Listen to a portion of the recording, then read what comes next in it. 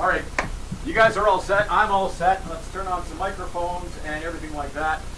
Hey, good morning. Sorry, I'm wandering around a little bit, and you see me on and off the blue screen, the green screen. It's Mornings with James, and I am very excited to be in the hot seat this morning and to talk with, a longtime friend and a new friend this morning, and hopefully we'll still be friends after the show. I'm sure it's going to be great, actually. We have Doug Hamilton on the show this morning. Thank you very much for joining in. That's Hamilton Carpet One. Yes. Correct, right? And we have Mr. John James on the program. Good morning. And John is a local business owner and a developer in downtown Lethbridge. Got some exciting things going on. We are here this morning to talk firsthand about some things.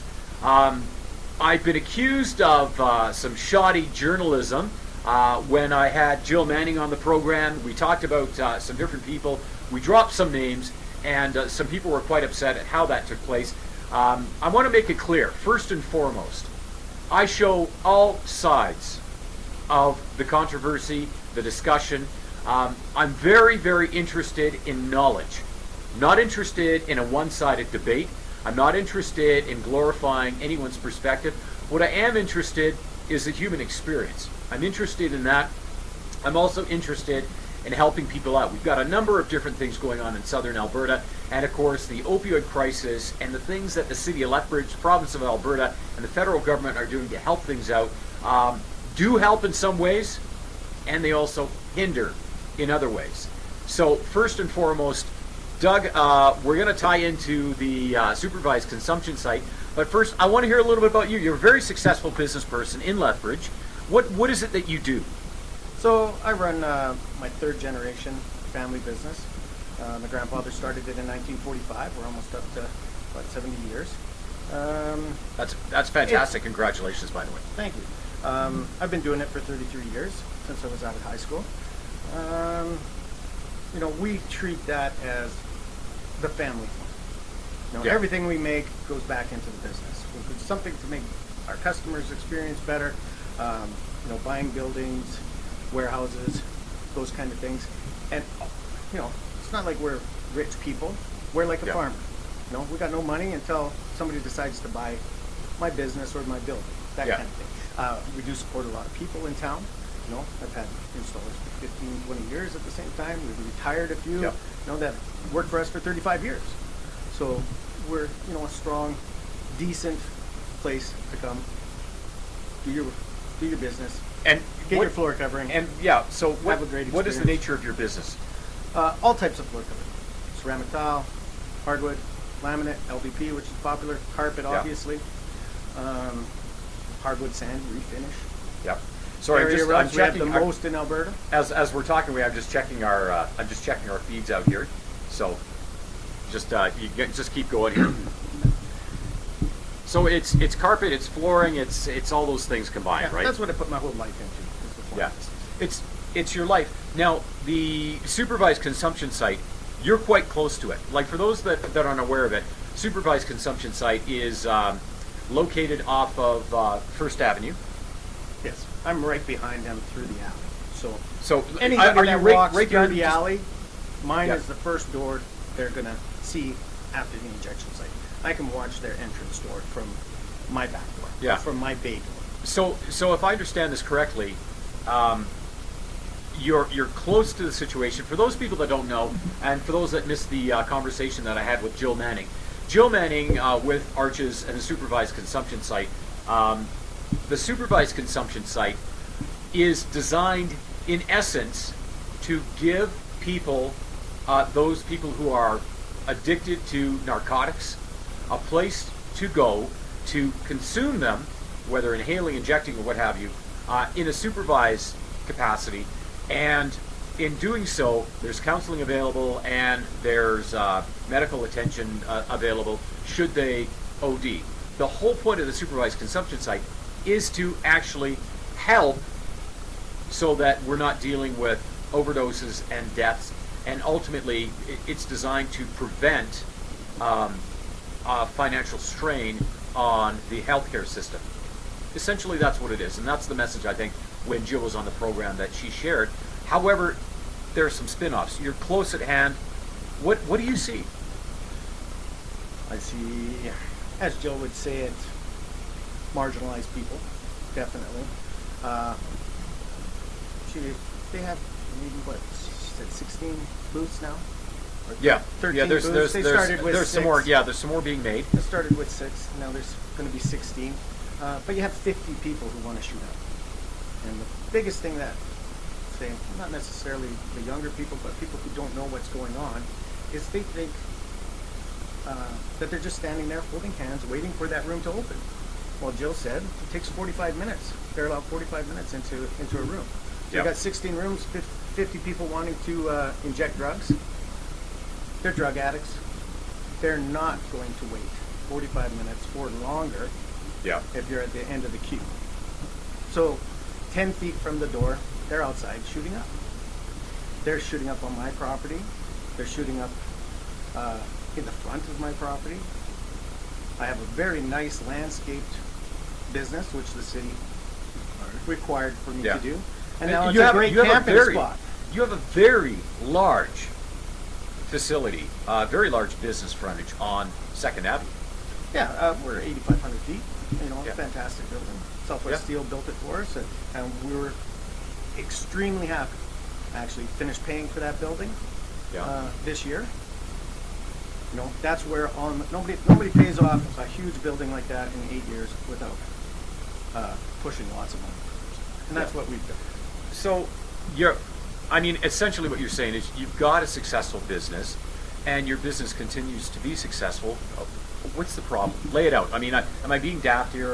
Or Yeah. what really is the You issue? know, most of my customers are women. Okay. They're Mrs. Jones, who's coming in to revitalize her home or build a new home and those kind of things. They usually shop alone, maybe with a friend. Mhm. But when you have 15 or more transients moving back and forth from the injection site 5, 6, 7 times a day in a group like that, they're afraid to come in. So how I started this off is a customer had phoned me from the parking lot saying, Yeah. I can't get into your site. There's 2 people doing drugs, 3 people doing makeup, a couple people standing around watching to see if security comes or whoever came. Yeah. And I went, oh my God, that's why we're not getting people into the store. We track our business very well.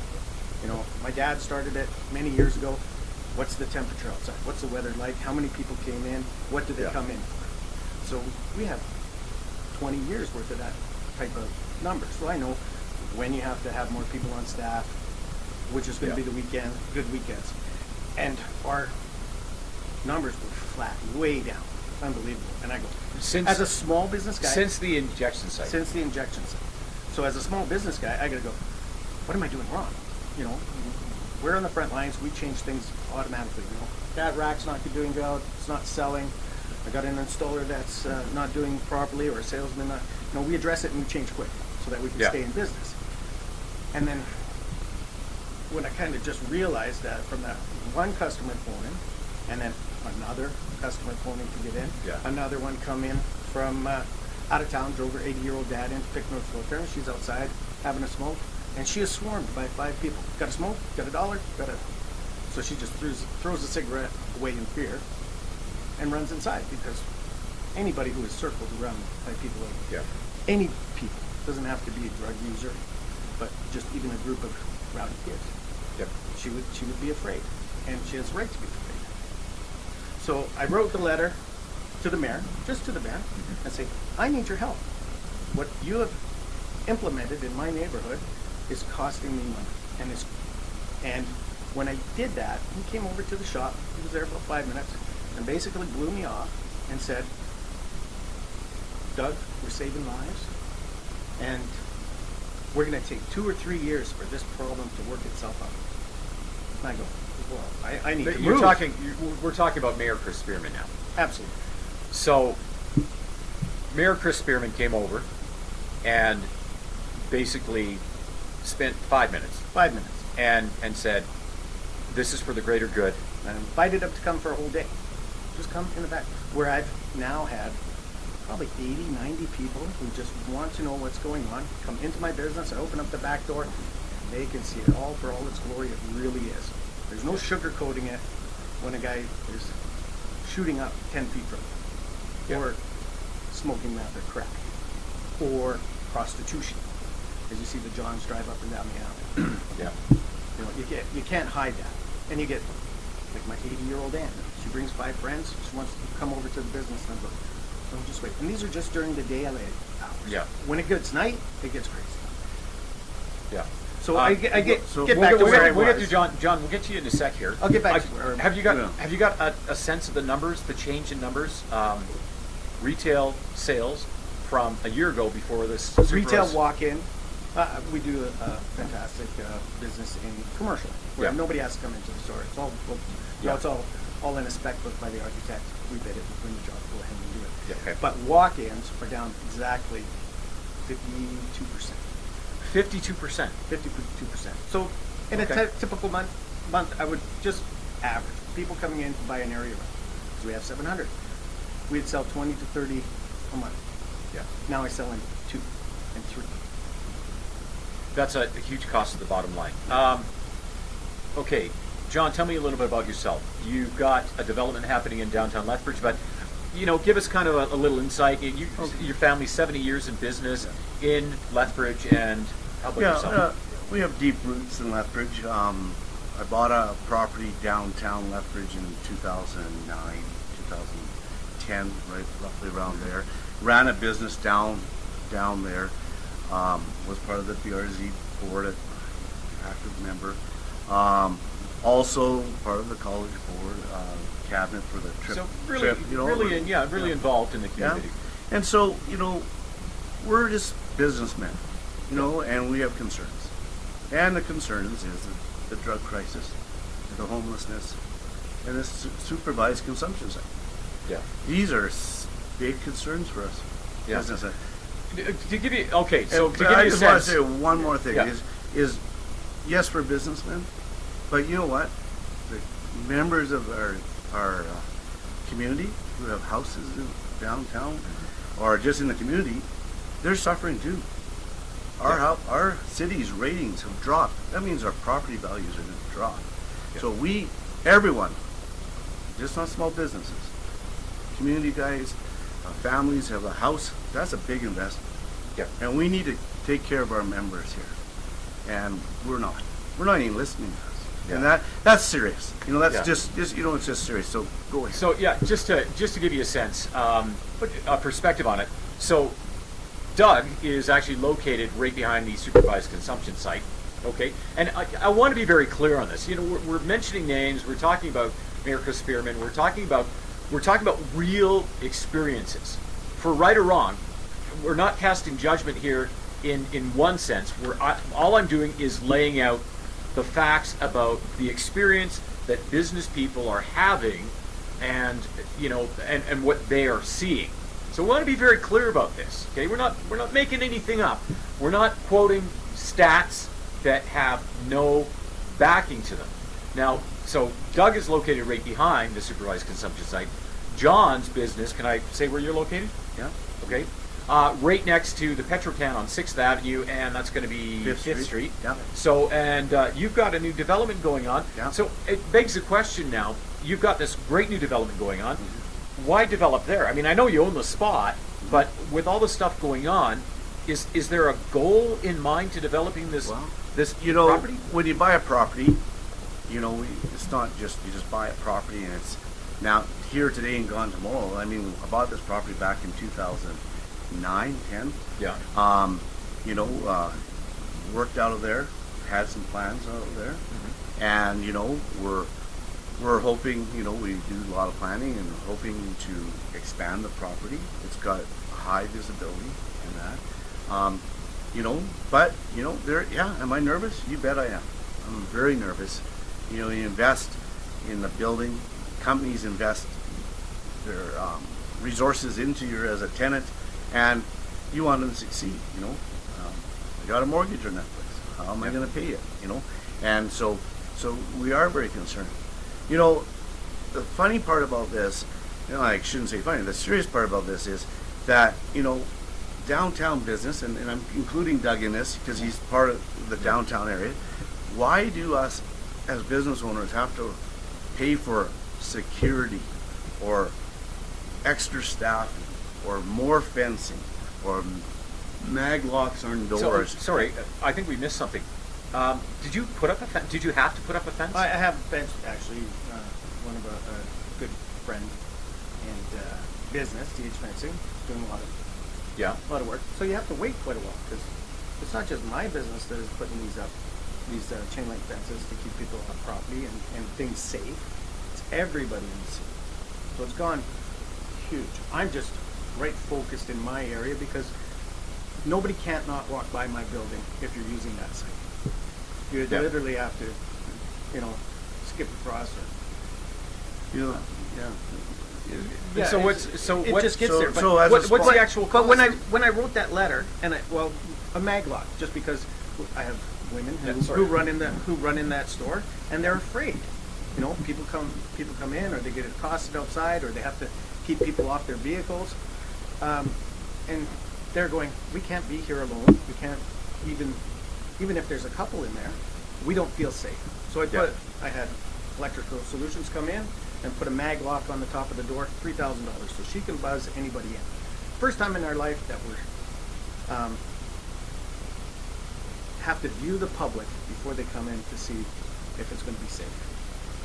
So you mean actually you have a loss prevention system in place where Not loss prevention. Nobody's going to steal anything from So you. okay, but when somebody Like- comes up to the building, you pay a person that watches them and Yeah. lets them in. Yeah, we have cameras, and everybody has a fob, where they just press a button, unlocks the mag door, and they can walk in. Or they press a button, we see who it is, and we let them. Just so that we don't have, if I had people shoot up in my bathroom, that took 2 hours to get somebody out of my bathroom. The door's locked, all those kind So- of things. So we invite them in. They go, oh, they want to use the phone, they want to use the bathroom. Feel free, I'm part of the community, and I'm not necessarily afraid of that person at the time when we let them in the door, or they would just walk in. But I'm a big guy. Yeah. Trained in fighting, 15 years or more. Yeah. But I have a heart. I've been on Habitat for Humanity's board for many years, Combative Sports Commission board. When MMA was really coming in and all the amateur fighters were getting hurt, we had to get in there and find some way to protect them, put in rules in place, and that board did fantastic. I've moved on since then, just trying to focus on my business and get everything running. But when I write that letter and I tell the mayor that this is not working, something's going wrong, and he blew me off, we threw it on Facebook. Yeah. Got shared maybe 2,500 times Yep. all over North There's- America. But the big thing that really shocked me, it's embarrassing for me to say my business is down, because usually you keep those things internal Yeah. and you do something to change it. But then all the businesses around me, Doug, thank you for saying something. I'm hurting too. I'm down 90%. I'm down 70%. I haven't had a customer in a month. So, I'm a quiet guy. I do my job, do my work, go home, enjoy my family life. Not really big and political. Whatever I do is on the low. If I sponsor a sports team, help build a house, give free carpet for a struggling family, something like that, so that they can move in. Yeah. But all those other businesses are going, we are hurting too. We don't know what to do. What's going to happen? Now, those businesses, loss prevention would be like the dollar store, where they can go in, fill their pockets. You're not carrying a rug out of my store Yeah. without knowing. Yeah, yeah. Right? So, sorry, wrong all terminology, those but- businesses change. Every 10 feet, somebody sells something different. Yeah. So some are impacted a little bit more, but all of them are scared. Jill says 70% of the people are happy. That's a lie. I'll call her right out. She's lying. Because I went to 6, 7 businesses just by me yesterday, and they had problems. They had this, they had that. And I'm just frustrated Yeah. with the problem. Yeah. I have no problem with safe consumption. I'm perfectly fine with it. But you have to manage the people that are there, and they have nothing to manage of how to keep the area safe. Yeah, I've noticed they've got walking security now. Jill has said they're in the process of change. Walk-in security is great. For me, it was good. Nobody's camping anymore. So Yeah. they're pushing the people on. That part Yeah. is great. Okay, that has improved. But they just circle. And they come back around. They're shooting up 5 times a day. They just can't lay Yeah. on my lawn and put up a whole bunch of pillows and blankets because security's pushing them on, or I am. That part has gotten better. But security, they ask us to phone security. Don't phone the police. Don't phone the police. I'm going, okay, so now my numbers of calls, I would call 5 times a day. My manager would call 3 or 4 times a day. Customers would call if there was one in the Yeah. store and something was going on. So maybe 10, 15 calls just from my business a day to the police. Now they ask us to call Arches Security. So now calls for service are down. It looks great on the Paper. official numbers, but they don't share those numbers with the police. Yep. And they don't, I had one person shooting up 10 feet from my back door, watched them on camera, all have drugs in them. Security walks down the way, sees it, starts pushing them on. I go, hey, all those guys got drugs. That pocket, that shoot. And they go, pushes them along. I said, can you do anything about it? You want to call the police? No, we can't. Okay, well, I'll call the police. You're a witness. Well, we can't tell who it is because we found out their name in Arches, and we're not allowed to say who it is. I'm like, security is now a priest and a doctor. So So they're not giving numbers that, they may see some numbers that say, oh, calls for service are down. Yeah. We're not having This- fights. We're not this- having this, this- but it's there. It's still there, just as bad as Yeah. it always was. This thing about call for service has been an issue in the downtown. The issues in the past were spread out more. Now they're focused in one area, and they're magnitude by the increase of homelessness and people coming to Lethbridge. So there's an increase. But this call for service, they say, well, calls are down. Yeah, well, when you phone, you have to give your name, your number, your address, all this stuff. It takes 20 minutes for them to even respond, if they will respond. And Yeah. you know what? Most business people are not going to sit there and watch somebody get hurt or accosted out there, so they just deal with it. And so they say, oh, calls are down. Well, actually, calls aren't down. We're just tired of waiting. We're tired of seeing stuff and knowing that nothing will happen.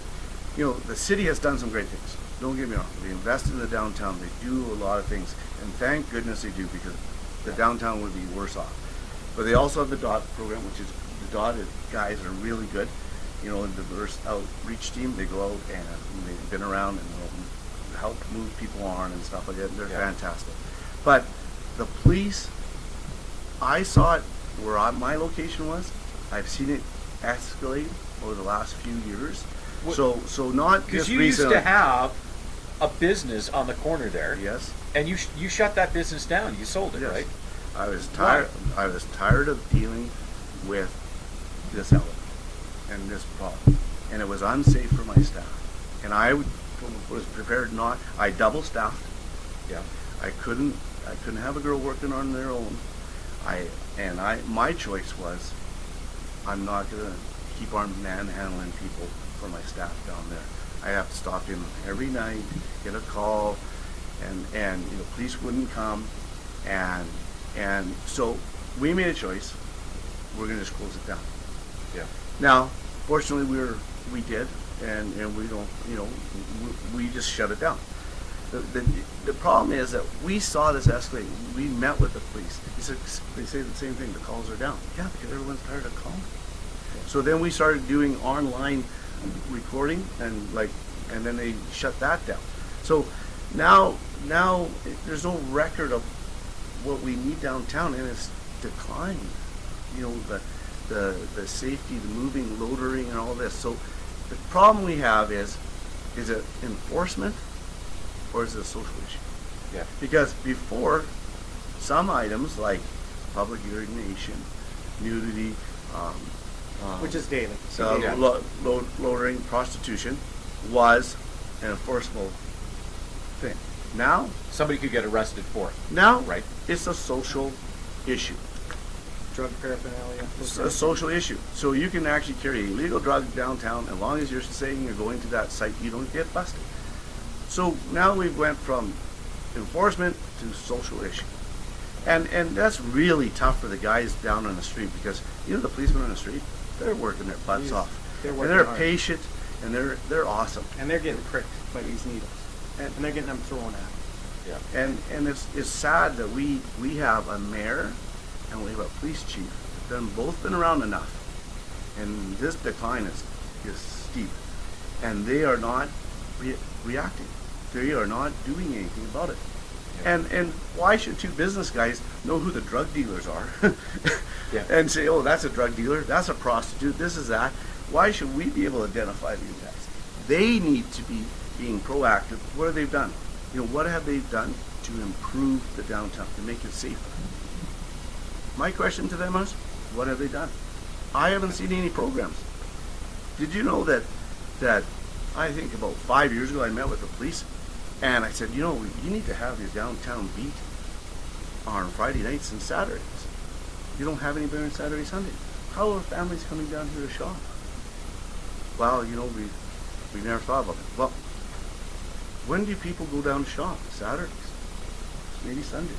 When they got money. When they get didn't paid. have. The administration did not even have that figured out. I mean, Yeah. these are the things that we're dealing with. Like, you know, we're the second largest tax base in Lethbridge, the downtown area, Yeah. and we have very little enforcement downtown. Like, for you know, for the need, like it's Yeah. not it's mismatched, right? Let's So, let's talk. Sorry to cut you off. One Let's of their talk. security guards got run over. They set him up, backed over him, and put him out. I haven't seen him in 2 months. He was one of the best security guards they have. Yeah. Very good with the clients that he dealt with and the businesses around there. So- but the security themselves said somebody followed him home and threatened his wife and kids. Then they set him up and they backed over him. In your opinion, then you're saying it's a little bit out of control or a lot out of control. It's a lot. It's a lot out of control. If Okay. a lot out Yeah. of control, if you think Okay, open, let's- open prostitution and drug let's- use is yeah, a problem. Let me bring up something here, okay? First and foremost, I want to make this very clear. The opinions stated here, these are opinions based on the actual Front living line, and ground front line. zero. And these opinions, by the way, are not the opinions of Jess FM and the associated businesses tied in with it. We're here today because, you know, Mayor Chris Spearman, okay, and this is not to be disrespectful. In no way is this to be disrespectful. It is to say that when Mayor Chris Spearman does a post and says he walks through the downtown area and it's clean, he walks through early in the morning, says it's clean, no needle debris, whatever. We have a great clean sweep program in effect. So Mayor Chris walks through, says it's clean, great. At the parade, I talked to my friend Maria Fitzpatrick, and she says, you know, she says, I don't understand what all the complaining is about. She says, I walked down through the area, and I'm making the assumption, and Maria, if I'm wrong in this one, and I know you're going to come on the program, correct me if I'm wrong in this one, walked down past Hamilton Carpet 1 and through that area past Baker's and all along there. There were no people loitering. There was no apparent issue at the time, she said, when she walked through. Yet now we're talking about the business and the repercussions, and we have, you know, somebody like, for example, MLA Lethbridge West, Shannon Phillips says, you know, what do you think of this statement? We're not going to arrest our way out of the problem. We're not going to arrest our way out of drug addiction, of the fentanyl crisis, of the opioid crisis. We're not going to arrest our way out of it. But So then we don't fight no more? this is what I'm wondering. So we always have to this is a fight statement. for justice and for what's right and for what the constituents want. But if you just say that blanketly, go, we can't arrest our way out of it, we're going to back off from it. I don't think there's an intention of backing off, but I think But the what problem's we got need worse. right now is we need some solutions. What do you think we should do? well, first of all, small business isn't against this supervised consumption. We're not against it. Yeah. We think it needs to improve. Okay, we don't think needles should be leaving the premise. We think it needs to be managed better. Yeah. I think their board needs to be updated with business people or people with experiences that can help make it stronger and better. That's first of all. You know what? As a community, if we're going to really deal with this, we got to have the facts on the table. We got to have honesty and integrity when we're talking about this, and that means us, and that means them. And Okay. and so what I look at it, there's no real stats out there that are being posted publicly, very clear. The police aren't giving calls for service. There's no stats like that getting out there for everyone to see that there is increase. Another thing, the biggest thing is when you had your guest on here from Arches, she Yeah, talked Jill. about opioid problem. But you know what? You talk to the police, they say it's a meth problem. Well, a meth user is way more violent than an opiate user. Yeah. One's a downer, one's an upper. And so even that, like not talking about that is not being really straightforward in the conversation. Let's talk about it. Is it a meth problem? Is it opioid? Is it both? Well, nobody's talking about meth anymore. No, but you know what? You talk to our police, it's a meth problem. So I don't know. I'm not an expert. I'm not saying I'm an expert. We need to have these facts. No, We but need- there is a line out there by Alberta Health Services that says you need these 4 pillars at the bare minimum, and we have one of those pillars trying to hold What, up an what entire are the building. pillars we're talking about? You've got it Pre- written down here. no, preventive, Yeah. right? This is dealing with drug addiction. Yeah. Yes, Do you- that's their mandate Yeah. from Yeah. from Prevention, treatment, safe harm consumption. reduction, Yeah, harm reduction. and enforcement. So we don't have treatment. We No. don't. We don't have treatment. There's nothing here. We have harm reduction. Yes. Yes, We don't have prevention, and what was the other one? but we've had Enforcement. harm reduction for AIDS and those kind of things Yeah. forever in Lethbridge. Yeah. Yeah, since the 80s, actually. Enforcement is there, but it's not being integrated probably enough to the whole system. But it can't be because other pillars are missing. Yeah. So we have a flawed system from the get-go. So what we would like, Arches has the flawed system, Yeah. where they only decide to do what they want. Okay, Or what they're capable yeah, of I'm doing. gonna say, having talked with Jill, I know I get a genuine sense she is doing the best that she can and they're on a steep learning curve. I think the biggest challenge right now, even with myself, I sit here, I've talked with Shannon Phillips, I've talked with Mark Campbell, city councilor. There are plans in the works to get Blaine on the program, another city councilman, and Mayor Chris Spearman, and some more business people on the program. But here's the thing, okay? I get Jill Manning on the program. We have a great interview, very positive. We talked with Sheva from the downtown BRZ, and we all have connections with the downtown BRZ, and both talk about how safe Lethbridge is. Both talk about how great Lethbridge is great. And to me, as a guy, in reasonable shape, whatever, I'm very comfortable walking downtown Lethbridge. The picture that you paint is dramatically different. Okay. The So- picture that she dramatically. paints is Okay. unrealistic. If I'm walking with my wife down the street, this is Montreal. We went to Montreal a month and a half ago. Safe injection site from Montreal is right there. We couldn't Yeah. even tell what it was. No needle debris, nothing. A few marginal people sitting on the front steps as they're relaxing, Yeah. and then they move either to what other facilities. I didn't go in and ask them, but somebody's talking to themselves, whipping their arms around. I move my wife to this side, and if you ask Jill, if I move my wife to this side, I'm a racist. Yeah, Yeah, it was clearly that's- said. It was clearly said by her. I know. She said, if you feel unsafe in the city of Lethbridge, you have deep ingrained racism. That was stated by her, and you know what? I know That's that totally was in awesome. context. That was in context to seeing a person of different color skin walking around, and if you feel unsafe because you see that person Actually, walking around, I repeated that quite a few times. Oh, no, she just said you're racist. So, I'll tell you my story. Deeply You know what? yeah, deep, yeah. I've had a knife pulled on me downtown. Yeah. That guy has stabbed 3 people. 2 weeks later, after he pulled a knife on me, he stabbed a guy in Gulf Gardens. I didn't feel safe when the knife was pulled, so I guess I'm racist.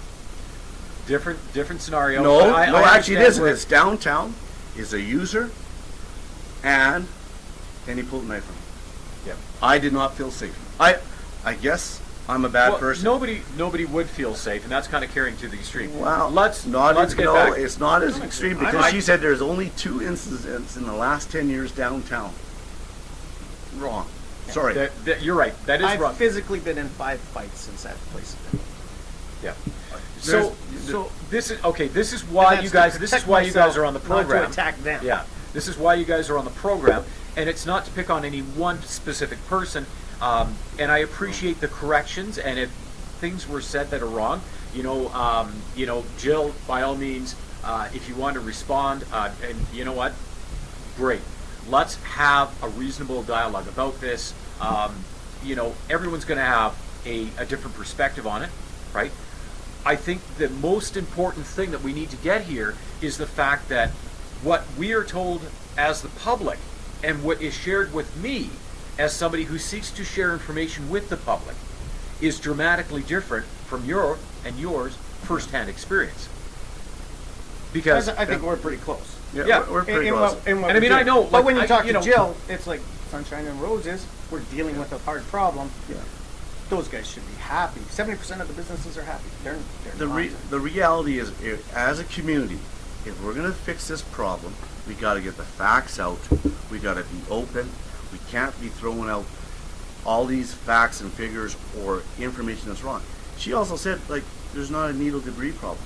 Now, is that day she was talking about? Because if, I want to ask you this, if there isn't a needle debris problem, why was there 2 extra additional funding advances to them? And why is now the Clean Sweep program, which is a fantastic program, helping clean up? I'm just asking.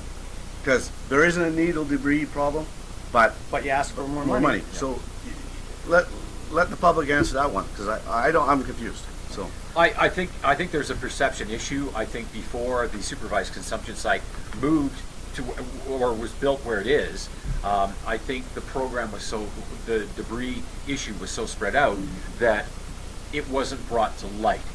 Now it's the same thing. As soon as you bring this focus in, all of a sudden people become hyper aware of it. And here's I've said this open. before. It's open for them to Yeah. do what they want. They've been given a pat on the back. Go ahead and do it. So now nobody's trying to hide it.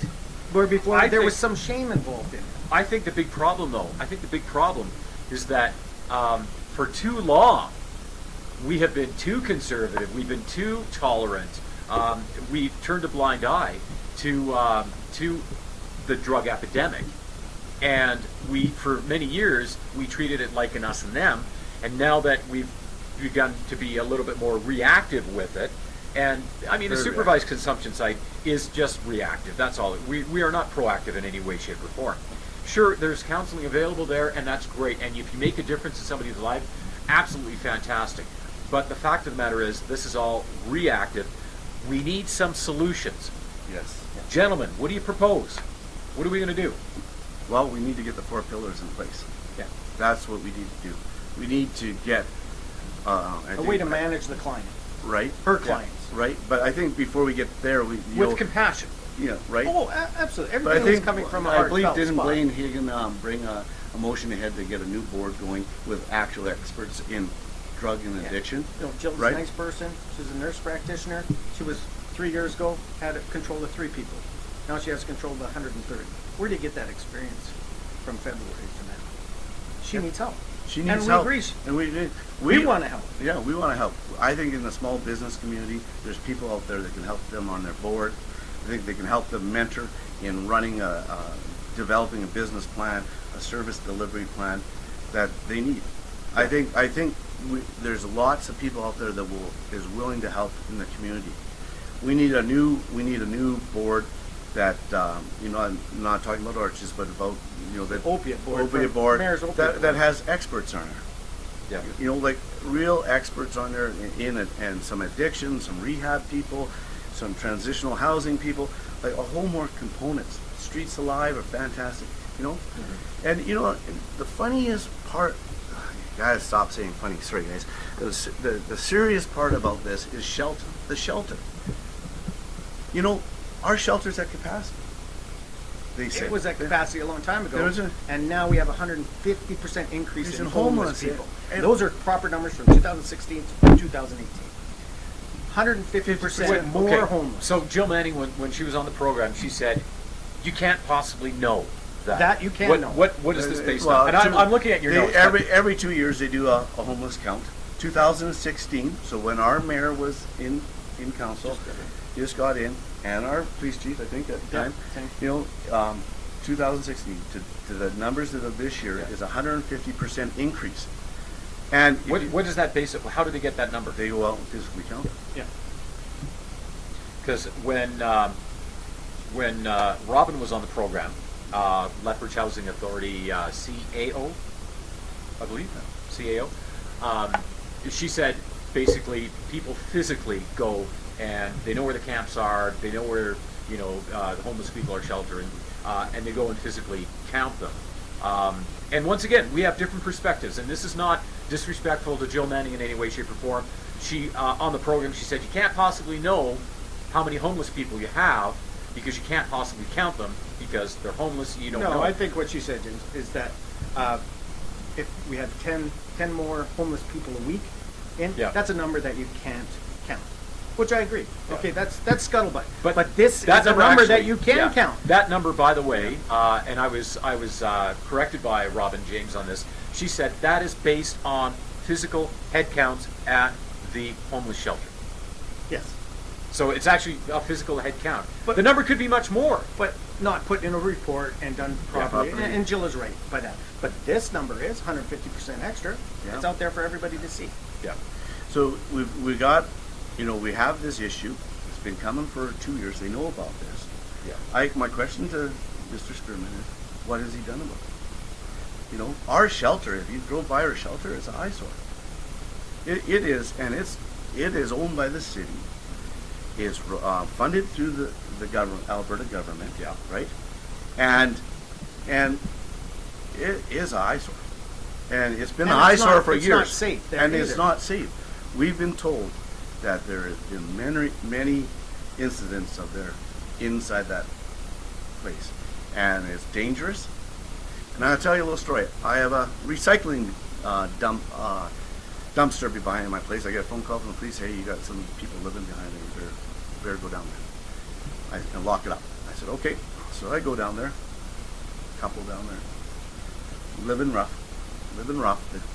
And I said, hey, you shouldn't be living behind there. It's not. We have a shelter. We have a shelter. And they said, the shelter is not safe. The shelter's not safe. And How I can said, a shelter not be safe?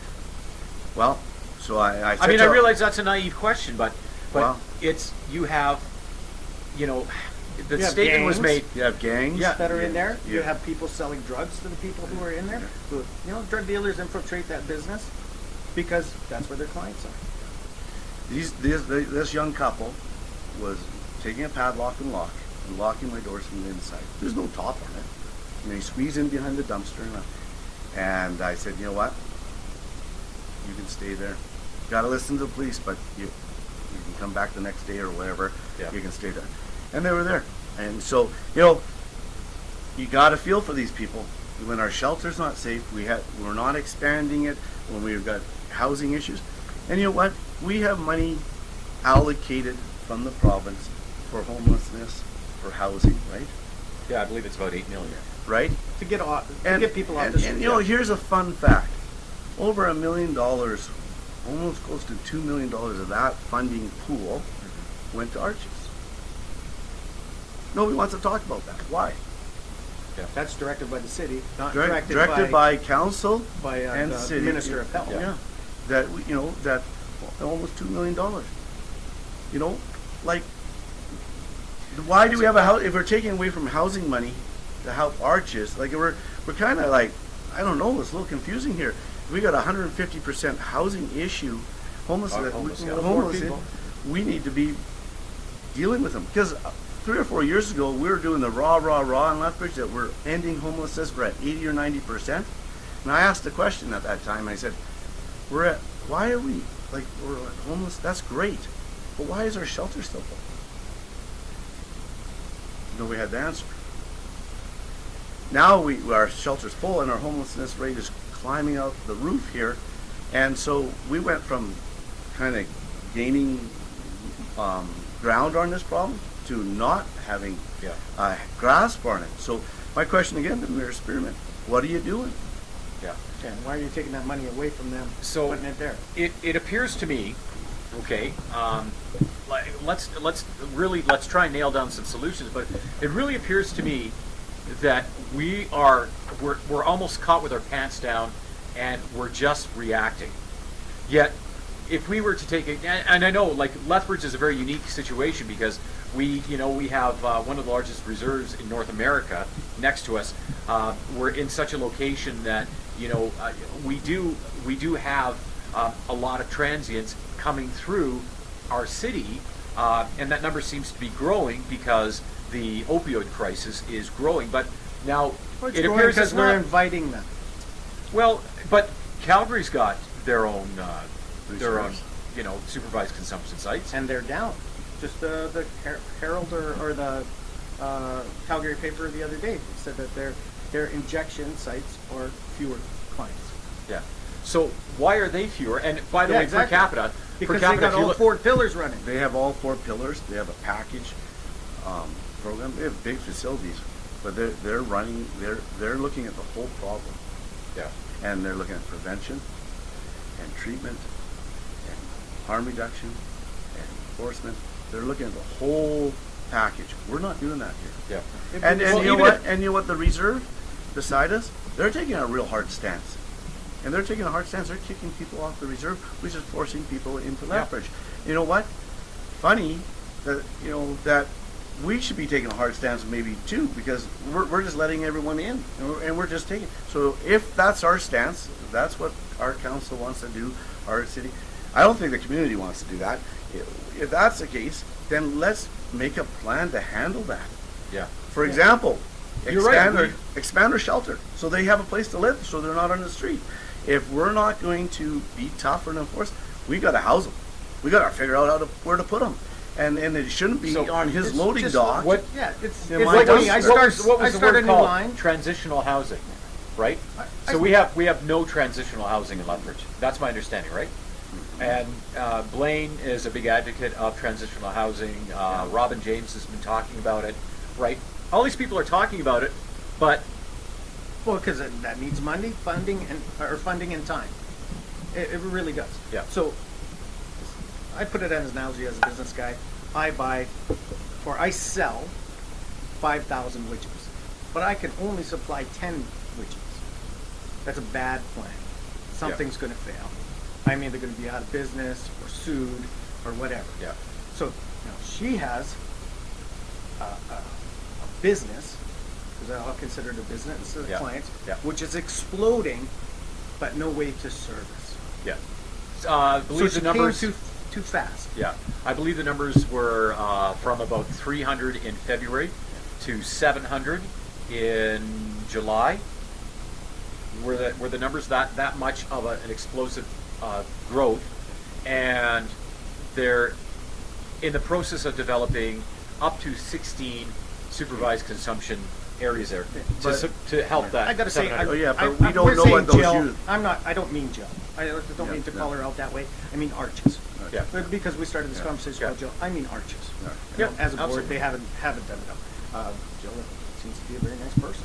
You know, she's just I on think a she's side doing. that I think she's doing the best she can. Yeah. Yeah. Right, but Without a plan. But what we're talking about here is that we're being reactive in such a slight way that really, and of course we're not here to attack people, and that's not the point of what this morning show is all about. But gentlemen, you raise a really important point. Your business is hurting. Certain aspects are not safe. You're worried about your business development And downtown. Every business. And the thing is, we, organizations like the BRZ are designed to make downtown Lethbridge more of a place where people want to come, shop, do business, and promote a healthy community. and they do an awesome job. They do. And you know what? Thank God we have one.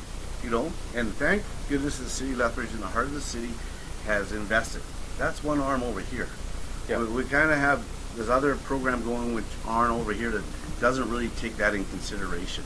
You know, and so, you know, we got to work as a team here, and we got to come up with a better solution. Like, we got to come up with a better solution on this whole program, and it's really sad to see all the marginal people not having a place to go in that. But one thing we got to get back to is facts and figures. Yeah. That 700 users. What are those 700 users? Are 100 of them people coming in here to use shower facilities?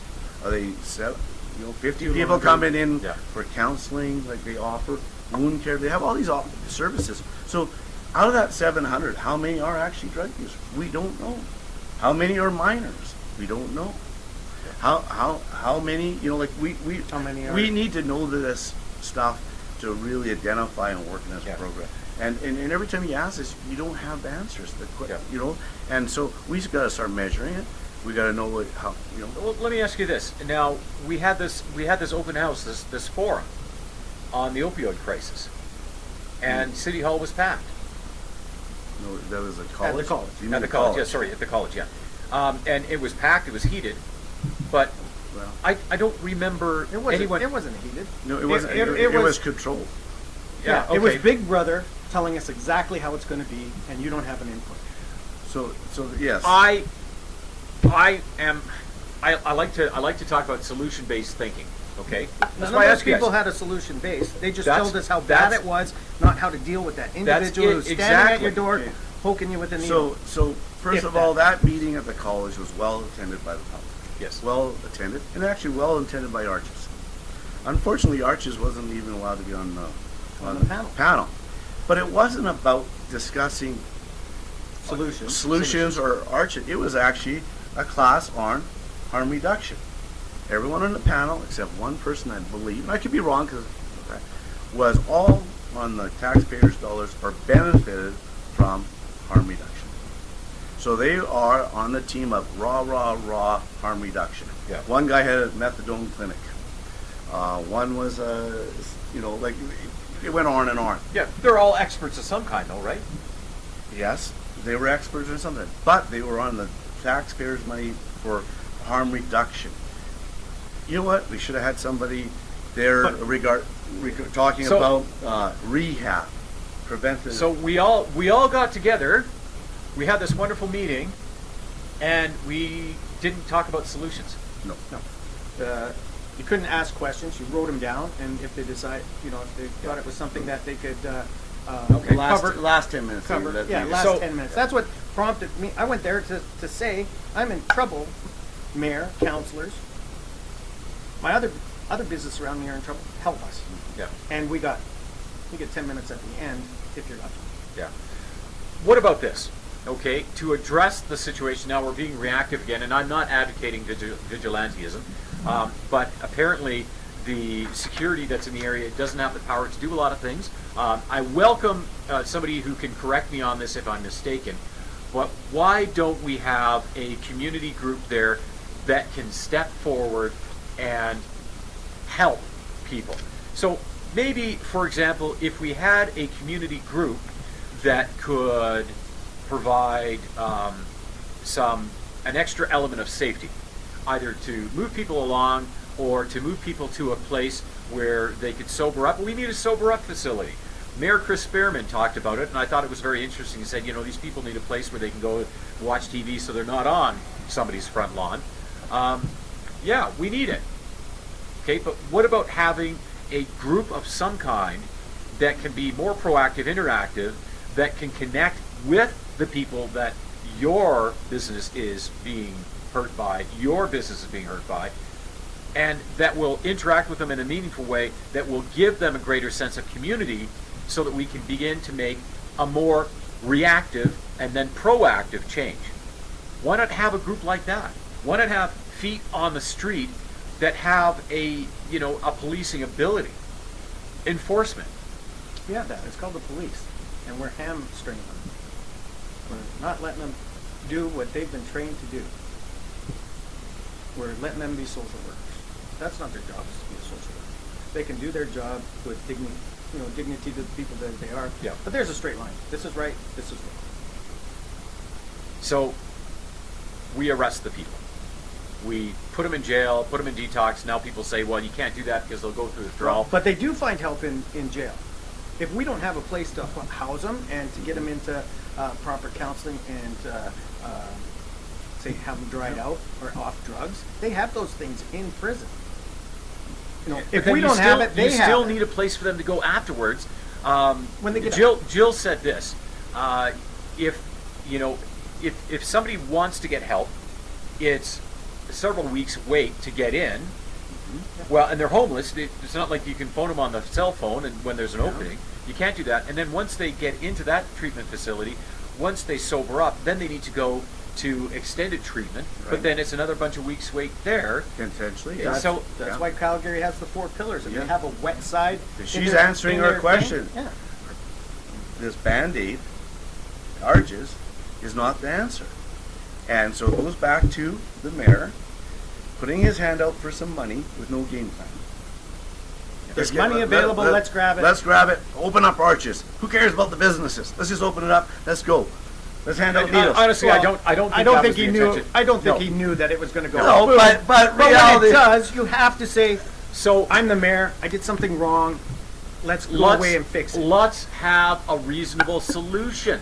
So obviously that they need a place to go. We need enforcement and we need treatment. You bet. It's just Lethbridge doesn't have it. Every other injection site does. Lethbridge doesn't have detox beds. They keep on promising them. They've been ready. Rooms have been there for years. They're ready to go. They're not putting them in. Why? Somebody will have to answer some of that. They say they're coming. Yeah. I think it's getting tied into an election call. I've talked to nurses. Right. Those beds are ready a long time. Yeah. So, Detox beds. Detox. Detox beds. But those are special. many? Those 6 or 8 or something like that. Yeah. But they're special beds. so I mean, where are they're they? not. Huh?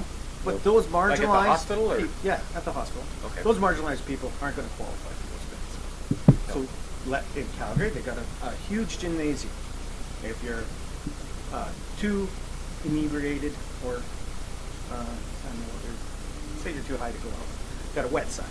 You get a little bit better, or you're maybe clean, Yeah. or you're working towards something, you can go to a dry side. And you can eventually come into a bedroom with 3 or 4 people in it. And then you can come into your own place. As they slowly transition them to get better. That the whole nature That's of the transitional big thing. housing, right? Yeah, and they have that right on site where the injections. So I guess what I'm thinking, you know what, we're in a unique situation down here. Yeah. We know we have a problem. We have a mayor that has been arguing and fighting on Facebook, social media, then just going against anybody who is not happy with what they see in Lethbridge.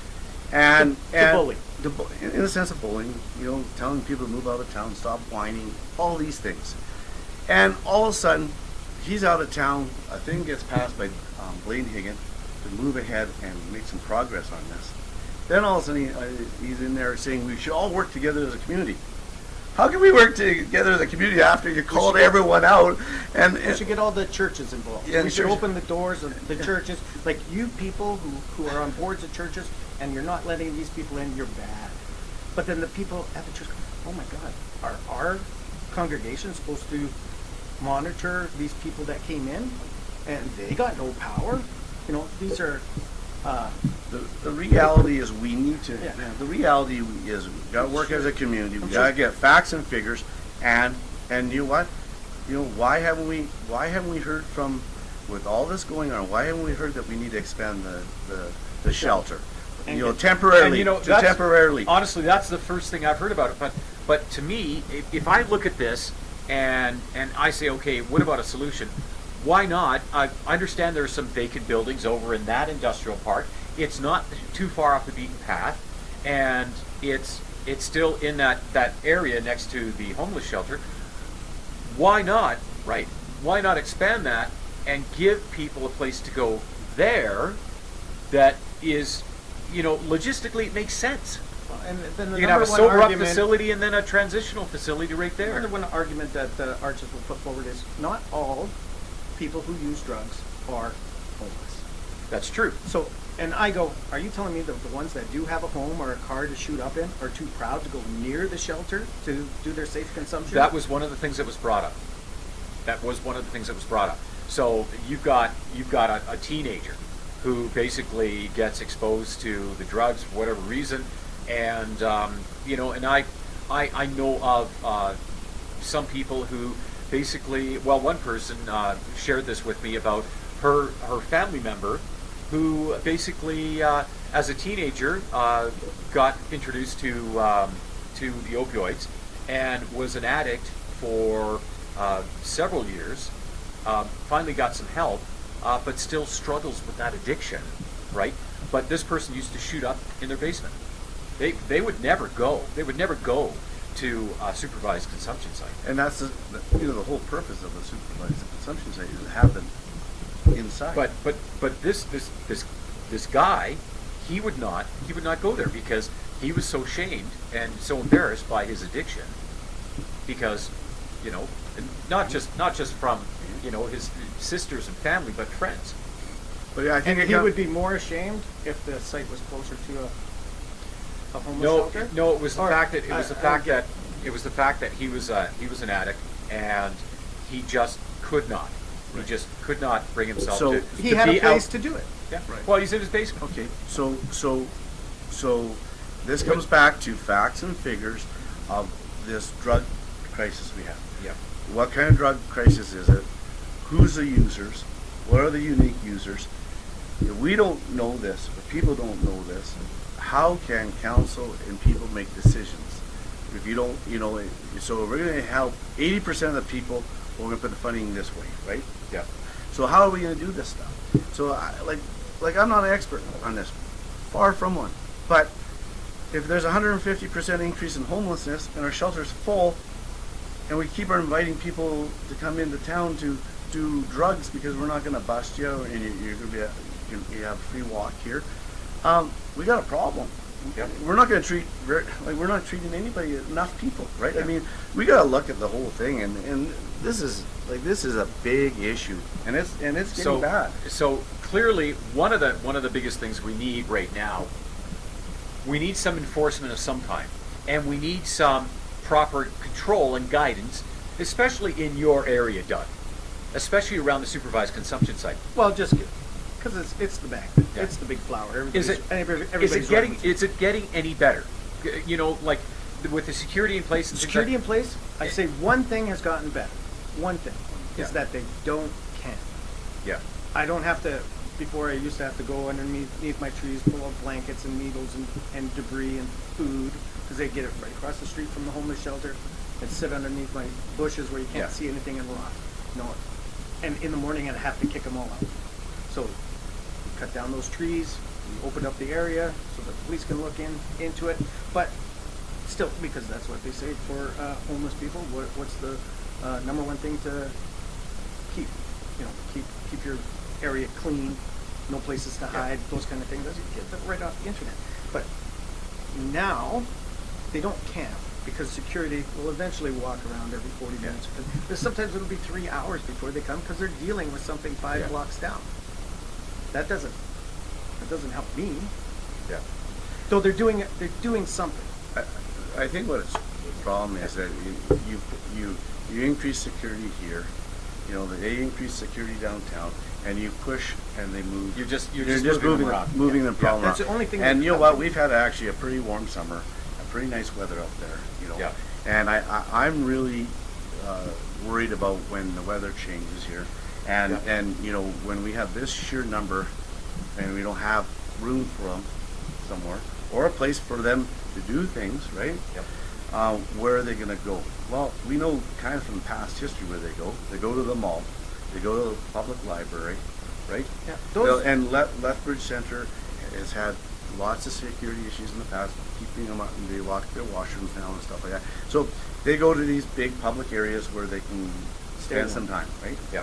And I think we're going to run into a tough fall or winter here with the Well, increased down to numbers. down to 4 degrees last night, right? And this is just the start of it. They say it's going to be a little bit of a milder winter, but even still, that life on the street is hard, and if Very you hard. don't have a shelter or a safe place for people to be, then, if we're gonna, ultimately, here's what's gonna happen, okay?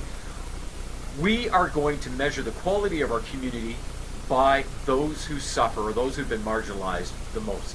And when the snow hits the ground or the frost comes, and all of a sudden our hospital is having to deal with people with frostbite, or people are going to getting toes amputated, what have you, because 150% increase, the homeless shelter's full, the mall closes down at 5 o'clock or 9 o'clock or whatever.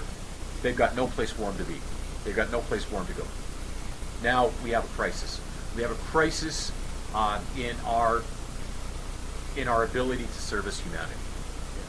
We need to address it now. We need to address it now. We've got to have a game plan, right? It's going to take the community together. We can't do everything overnight here, but we gotta come up with a strong game plan. Yeah. And you know what? We want a safe community, right? I want my employees to be safe. Right. I want to Yep. be safe. You know what? We don't want to be a bottom-ranked city. We want to be a top-ranked city. Yeah. Right? Well, there's no reason for us to be bottom ranked. There's so many things going on. There's so many positive things going on. We need the ability to. We have to stop being reactive. But somehow we've got to get on top of this. Mayor Chris talks about a sober up facility. Okay, so you talked about it now. Okay, what are we doing? The city can do whatever they want. They got the money. You know what? The city gets $255 million through taxes to run the city. Only about $60 million of that is ever heard of or documented of what's going on with it that the public can go and look. They got $200 million. If they decide they want to buy a building, they go buy it. If they decide they want something up there, they can put the money towards it, and it can be done immediately. Yeah. And another question I have is, I have a question is, like, we just built a new police department building, right? Yeah. Do they not have holding cells or you don't want to call them drunk tanks, but Yeah. sober up tanks or Yeah. rooms? Do they not have that? Do they not have expansion in there to hold some of these people that are maybe coming off meth or some dangerous things? That's a really good question for our city police. When the facility was it expanded just for the call center? Was it expanded for greater capacity to house those people that need to be housed, or to hold those people that need to be held? Was it expanded that way? Because in I the don't know. past, I know in the past, I was told that the jail wasn't going to take people in as a holding tank anymore, and so I was under a perception that the new police facility had that capability. Now, does it? I'm not sure, but that'd be a good question to have. The public would know, right? Maybe there's Yeah. something. Maybe they're doing that, and we do not know. But this is not a drunk tank issue. No, This is this is Yeah. and not many. It's a- None of many of the people that are in my neighborhood or walking around my neighborhood are going to want to deal with the police voluntarily, Yeah. right? So you're So- you're locking them up, and that's not a safe. I don't Yeah. think that would be a safe place to sober up or a good place for them. They need to be able to just sit, kick back, relax, come and go as they please. But have a place So to we invite them. need a facility, and we need a way of We need it now. sharing that compassion and saying, hey, you know what? Here's where you can go to be safe. So if the homeless shelter is not safe, we need to find a way to make it safe. If it's at capacity, then we need to find a way to create more capacity. We need to do this now. Based on what you guys have said, the action has to take place now. But My area is who's becoming gonna do a it? ghost town. We got businesses moving out that can move out are moving. Jill likes to say Boston Pizza was going to move a long time ago. Well, no, they could have kept it up, but they were broken into 8 times in a row. And they asked head office if they could close early. Napa Auto Parts? Auto Parts has left. I would leave immediately if I had a your place to building's go. brand new, though. Brand new. Yeah. Now my property value's crashed. It's great that I paid for it. I kind of thought, I'm going to have a little bit of relief. I don't have to pay my rent every month. But the person next door to me has to pay rent, and Yeah. she's not getting any money in to pay it. So how about this? We'll talk about solutions now. How about this?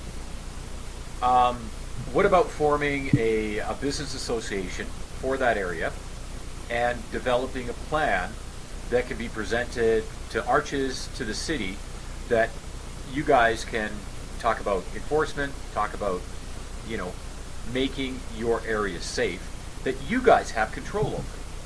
What about doing something like that, that you have control over? Because obviously, I would want an expert. I'd like to put my thoughts into it. You know, Yep. I do have some good ideas sometimes, but we need an expert, and there is no experts right now. Not in Lethbridge for it, or that the city is listening to. Yeah. There's some experts out there who know a lot. They're a lot That's- smarter than me. You and know, can that's run it. actually that's a really powerful statement, that there are no experts right now to work with in this situation. I think there's 16 members on the mayor's Oldgate board or whatever. They have one person from Alberta Health Services. They don't Suppose have he's any a great addiction guy. specialists on there? Not that I think that, well, I think There's- Stacy is an Oh, addiction. yeah, Stacy. Stacy Stacy has from all Arches. her Arches. credentials. Yeah. However, we have one drug expert, right? Yeah. I think One drug expert. Alberta Health Services person is a PR person who's on the board. Yeah, he got his degree at the college here. Chris Great Berman's the degree. chairman. Ted from the BRZ's on there. I mean, I don't think they're addiction experts in mental health. Yeah. So I mean, here we got some. And I believe great, all of them are paid by the city, aren't they? Or receive funds somewhere. Yeah. There's There's no not. business. So Like somebody clearly volunteering. Okay, I so volunteer my clearly time to have it. there's room for improvement. Yeah. yes, sir. Let's wrap things up. What do you guys want to see happen? Say if I could wave a magic wand and we could, you get city council together, Alberta Health Services and the police service together. What do you want to see happen?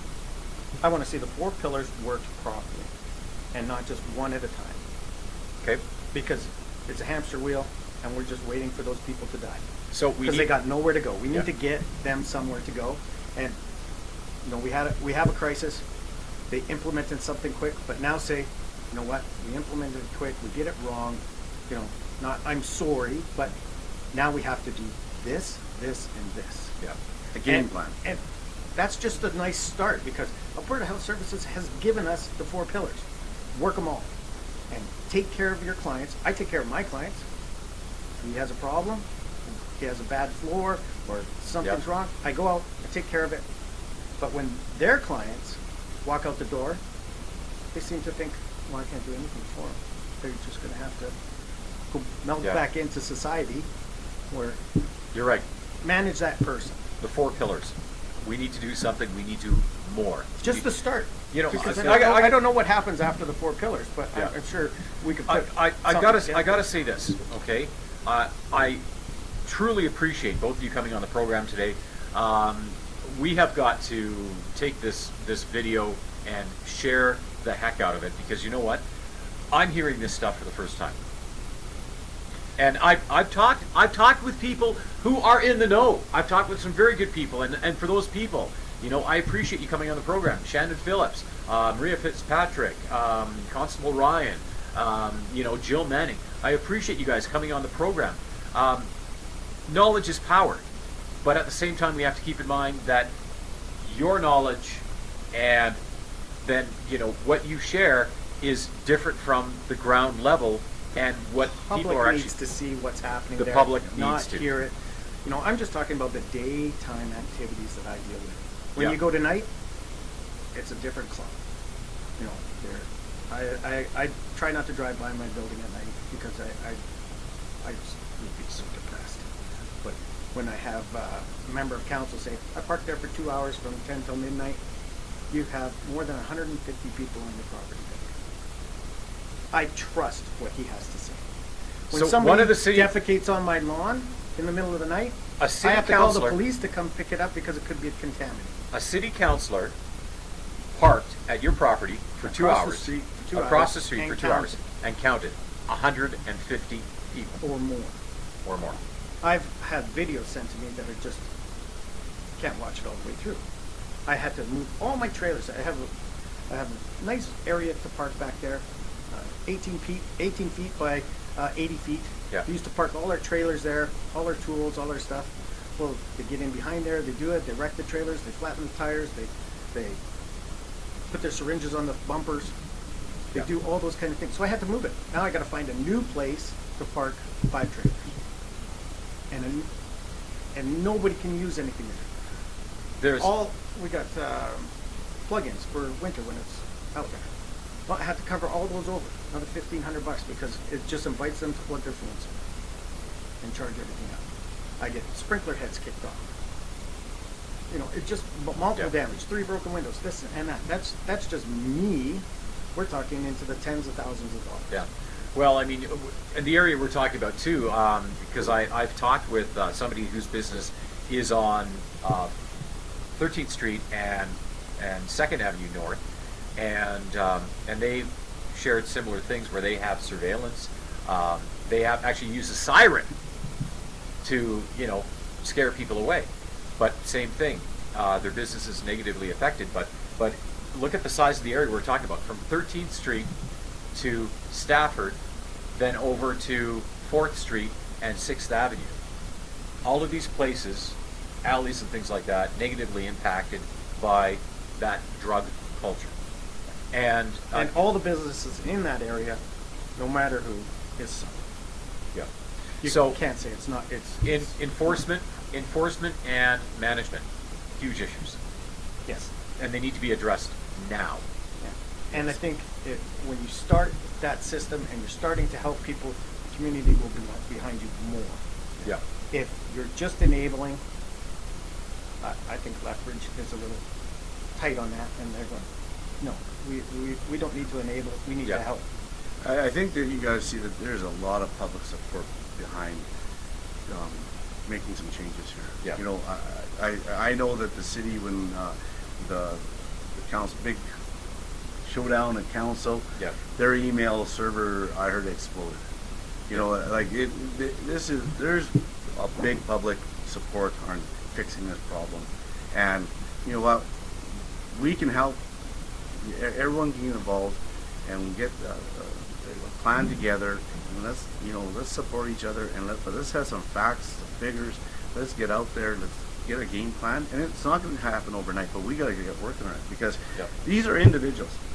Like it or not, they are individuals who are going to come into winter here, and just letting them survive in the street rough is not going to help them. Yeah. It's dangerous. I think we're honestly going to see this for the first time, where we have a humanitarian crisis in Lethbridge because we have failed to help manage this situation properly. So let's make a change. Let's get connected. Let's find some solutions. We brought up some very interesting things here today, and we pointed some fingers, and you know what? We need some answers.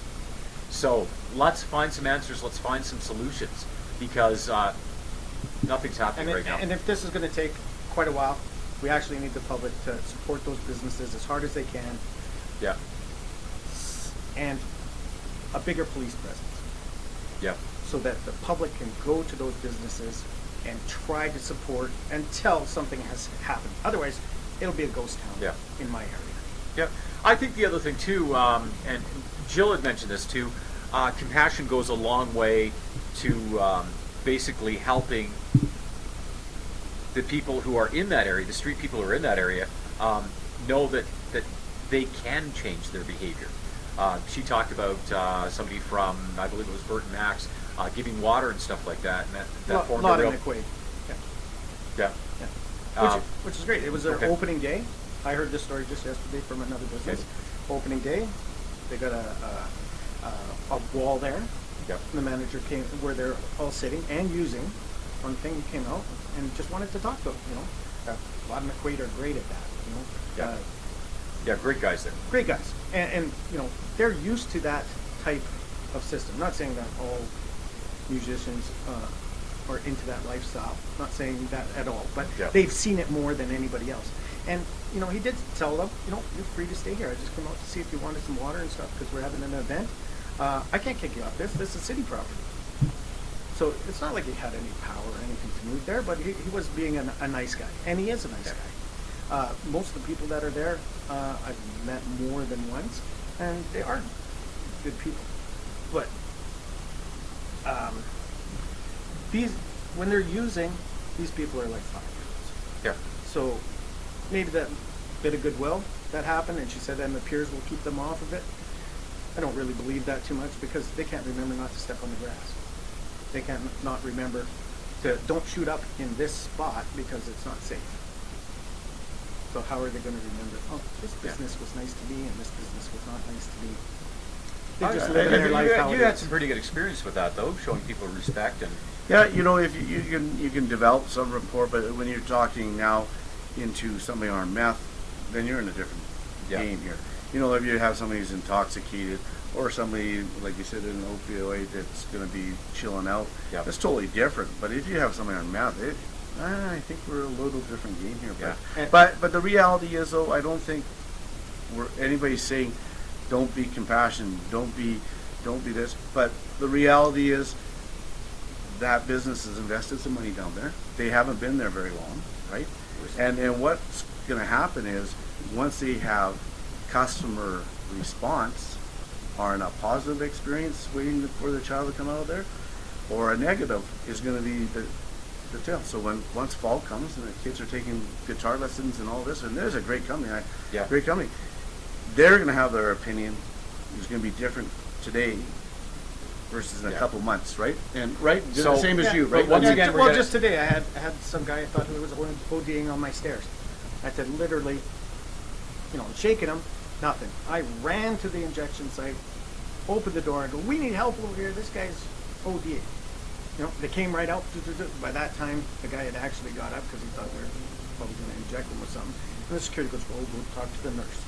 But the guy could barely walk. Yeah. And this is at 6:30 in the morning. I'm there early trying to prepare for this. I look on my cameras. Oh my God, this guy hasn't moved for a few minutes. What's going Well, on? and you know what? That That's the scares thing. me. That's because nobody wants anything bad happening No. to somebody else. We're not bad people, but clearly this is a call now for proper management. Proper management of these people, not just in the supervised consumption site, but in the area. And then we need a sober up facility. We need transitional facilities. And we just need to be able to create a safer environment. Correct. That's what I'm getting out of this right now. That's all I want. I don't want them to move. It's not my goal is to not in my backyard kind of guy. I want to make sure it was good. When it was actually cold, I didn't even notice any difference with the injection site. But that's just because it wasn't in my backyard. They went to the mall and they went to the public library. They had a big problem. Now I see what they were dealing with. So they've been dealing with it for years. They haven't figured out a solution either. Yep. So you know what, gentlemen, you have you've enlightened me about really what's going on the ground level. And like I said, I'm hearing a lot of this for the first time. A lot of the stats that you've brought forward, I have seen them before in one capacity or another, in one way or another. But I tell you what, there's a lot going on here. We need to share more like this to get more of this information out, to get more people connected, because that's where the difference is going to be. I thank you very much for coming on the program today, Doug. Thanks, Jim. And John, thank you very much. Good job. I hope that we can find a reasonable solution. I tell you guys what, it's like what they said. We need to get connected on this. We need to support the businesses in the area, and we need to basically come to grips with this crisis and have a compassionate response. We need it now, not in the winter when it's 40 below. We need it now because we are on the cusp, I believe, of a humanitarian crisis. We've got to do something positive with this. So, by all means, let's reach out, let's connect, let's have a conversation with City Council, with the Mayor. Let's have a conversation again with Arches, and let's see how we can actually move forward on this to make change happen. Gentlemen, thank you guys once again. By all means, share this. I realize the interview's been long today, but I tell you what, a lot of valuable information here. You guys get connected, stay inspired. We'll be chatting with you next week. Bye for now. I just got to wander over here and make a change here.